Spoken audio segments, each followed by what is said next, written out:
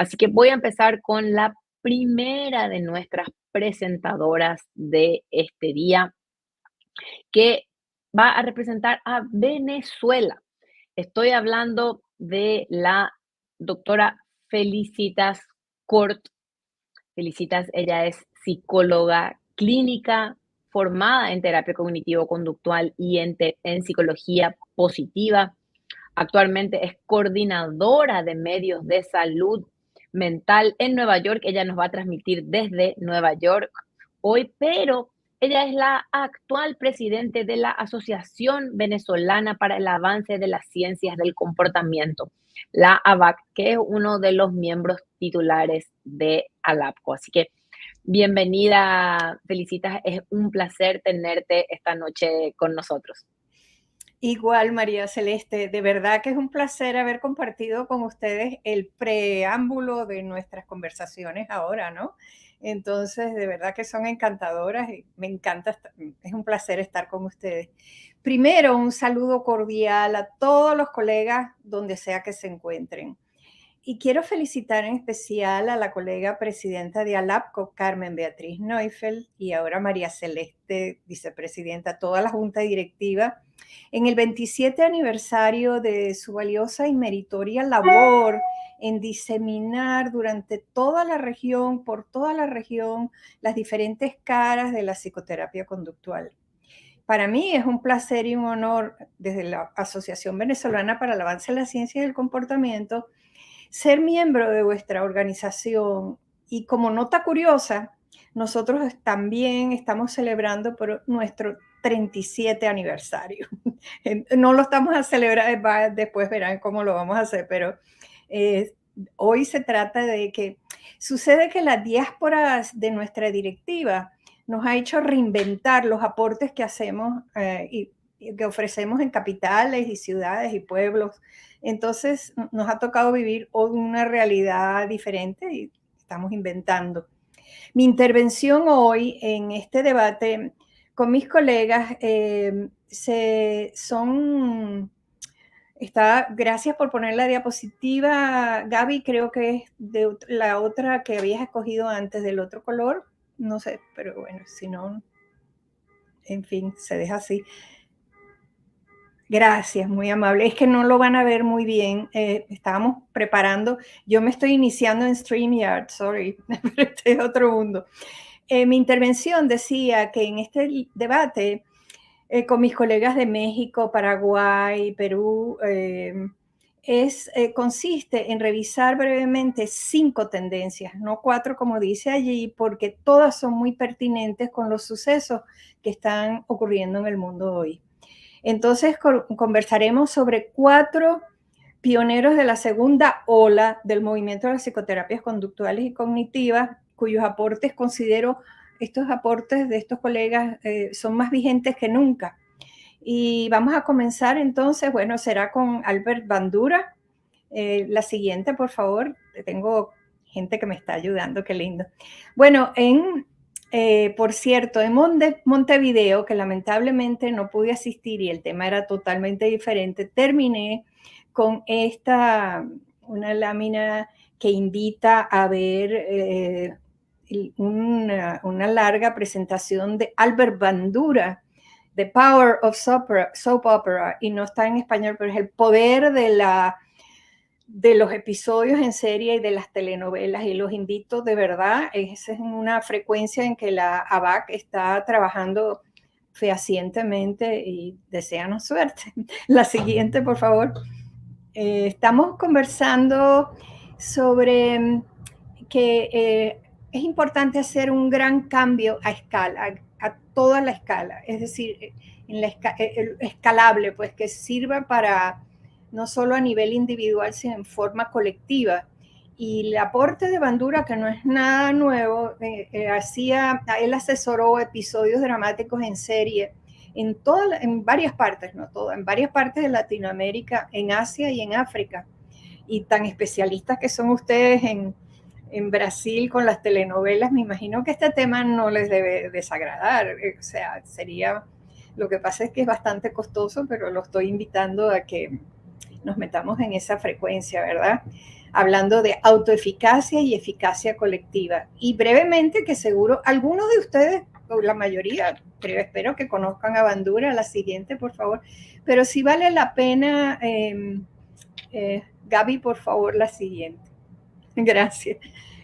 Bueno, es que me sorprendió en una reunión hace poco que había gente de los líderes que estaban en la, psicólogos, que no tenían muy claro quién era Bandura. Entonces, Bandura es uno de los grandes psicólogos del siglo XXI que falleció hace poco, era canadiense y americano, y su aporte básico es de observar, imitar, que cuando una persona observa, imita conductas de un modelo y a la vez recibe refuerzo por eso, puede actuar en una forma parecida, y es una forma muy rápida de aprender, el aprendizaje a través del modelo, ¿no? Pero él hizo muchísimas otras cosas más. La siguiente, por favor, Gaby.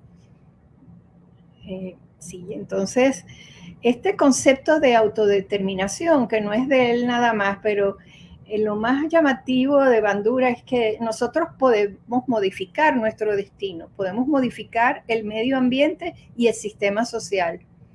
Y nosotros conocemos cómo es la ineficacia, cuán importante es cómo enseñar a actuar y cómo enseñar a pensar. Y esto es uno de los aportes, de las alas de los aportes de Bandura. La siguiente, por favor.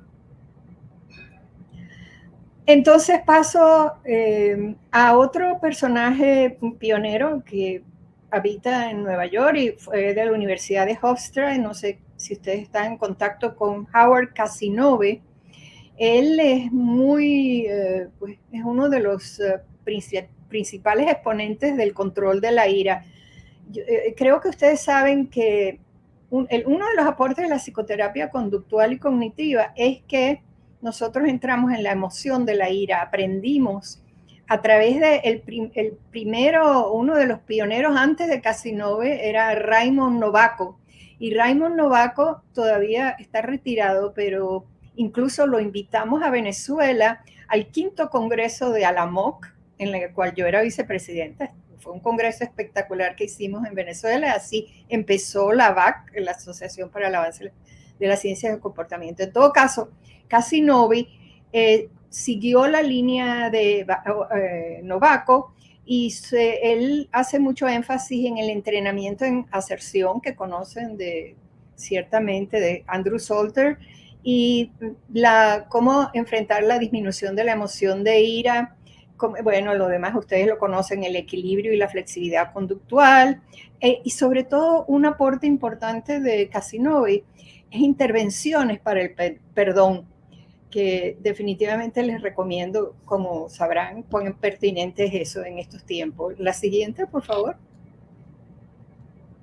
Sí, voy a hacer un breve resumen porque es complicado entrar en el control de la ira, pero lo llamativo de tanto de Novaco como Casanova era que enseñara a que se hacen registros de episodio de ira, así como tomas la temperatura, también puedes tomar la temperatura de la ira, y lo haces a través de estudiar los detonantes, después estudiar los juicios cognitivos que se hacen, las formas de expresión y las consecuencias. Me expreso un poco más, podemos seguir, Gaby. La siguiente explica que los detonantes es, bueno, ver en qué día y en qué hora y en qué situación ocurrió la situación. La siguiente, por favor. Estamos en exacto. Muchísimas gracias, Gaby. Entonces, los juicios tienen que ver a la parte cognitiva de quién está agrediendo o quién se siente agredido en términos de injusticias o venganzas o distorsión.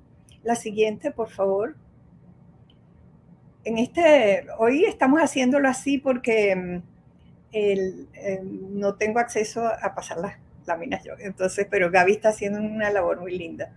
Entonces, los patrones de expresión tienen que ver que estudia con mucho detalle, no como aparece en esta lámina, pero cuáles son las expresiones corporales que tienen que ver con la ira, cuáles son las agresiones verbales que tienen que ver culturales, todas estas cosas ustedes seguramente están pues han recorrido ese camino, pero lo interesante es que él lo pone en una, como dicen en Venezuela, una conchita de maní, porque lo resume.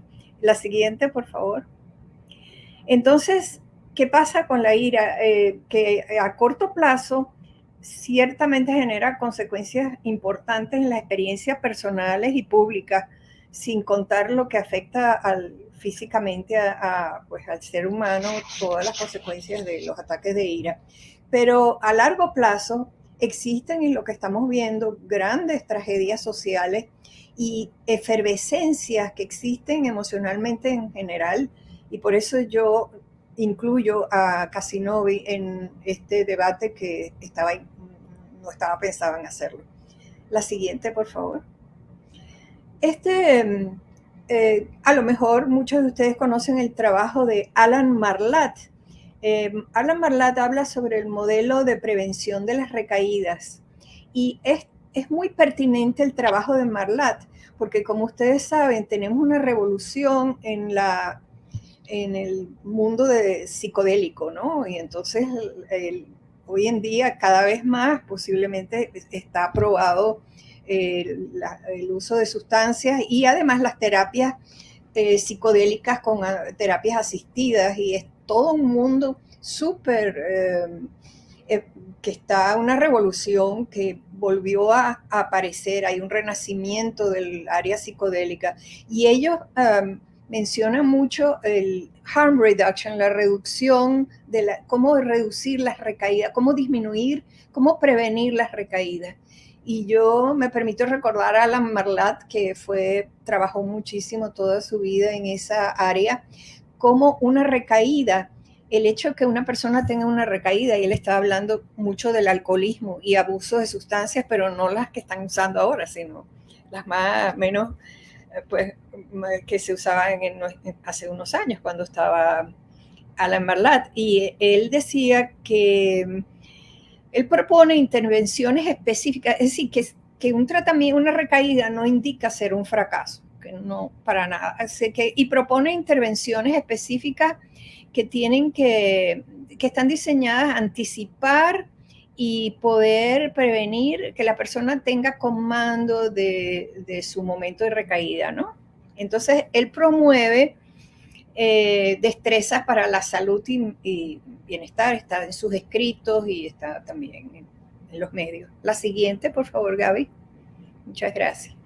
Bueno, brevemente, porque es complicado el tratamiento, todos los trabajos que nosotros hacemos no lo puedes resumir en una diapositiva, pero te da una idea que el trabajo me llama la atención, que con recaídas simuladas, que son actuadas pues como ensayos, que esas en sí mismo mejoran el estado de ánimo de la persona y mejoran su autoconfianza.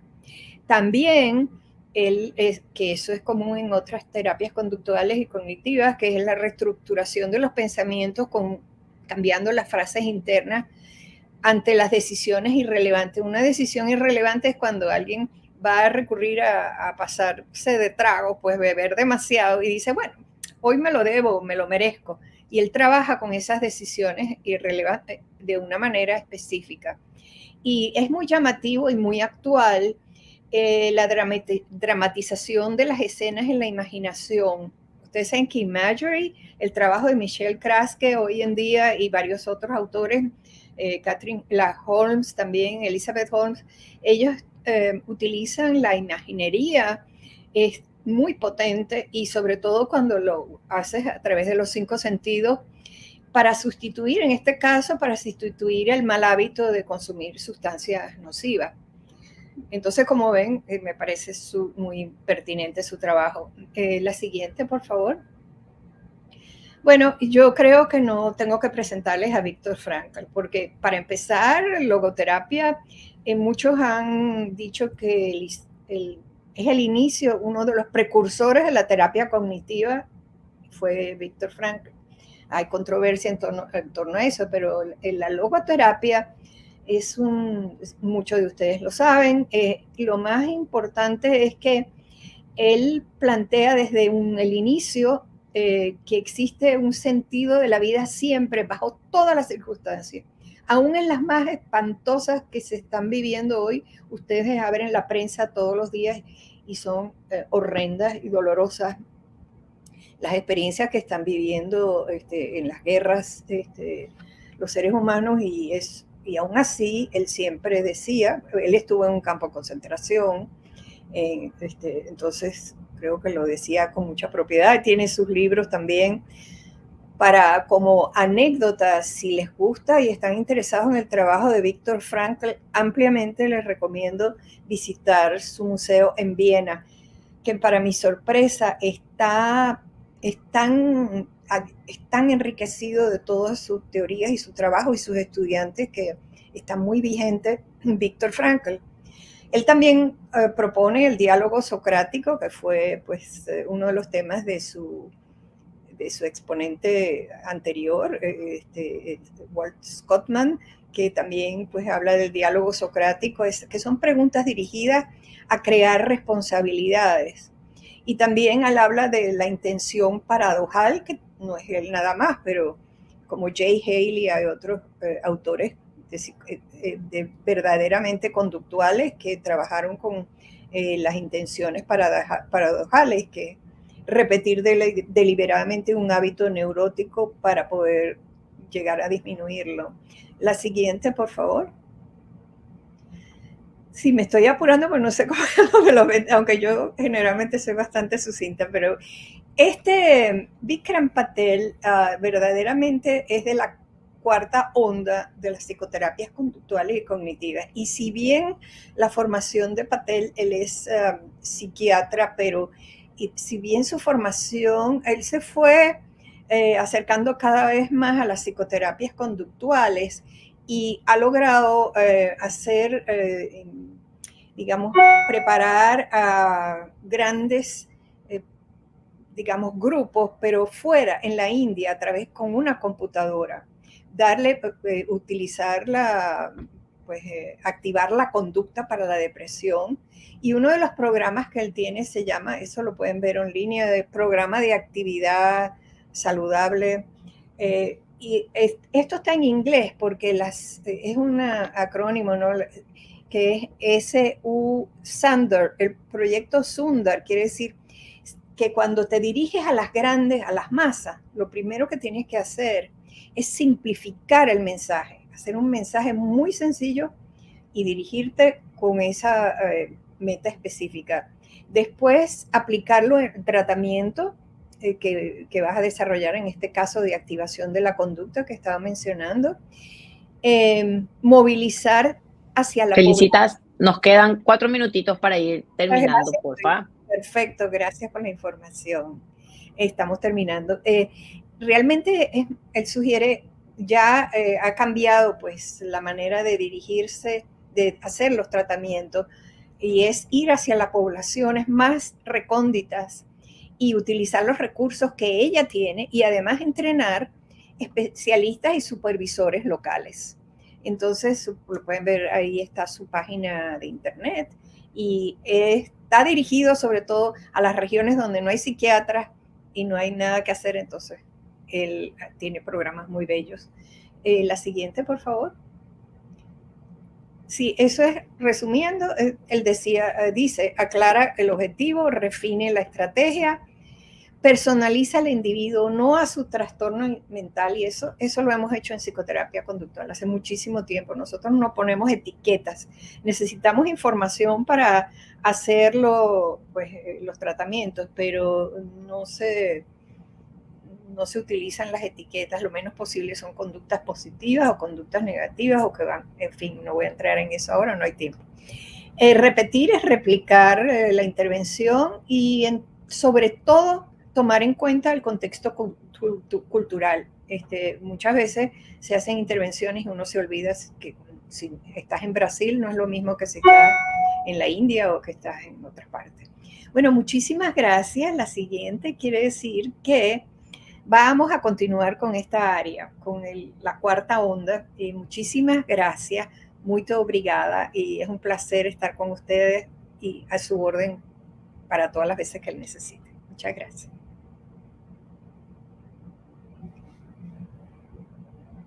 Ahí estoy. Muchísimas gracias por la presentación. Acá, un placer escuchar sobre todo autores que son tan relevantes y muchas veces olvidados o poco mencionados dentro de nuestra formación. Así que me parece que acá, sobre todo por ahí para generaciones más jóvenes que no habían escuchado hablar de algunos, me parece que anotar ahí los nombres y empezar a googlear porque son de mucha relevancia para nuestra formación. Así que excelente la presentación y muchas gracias por el aporte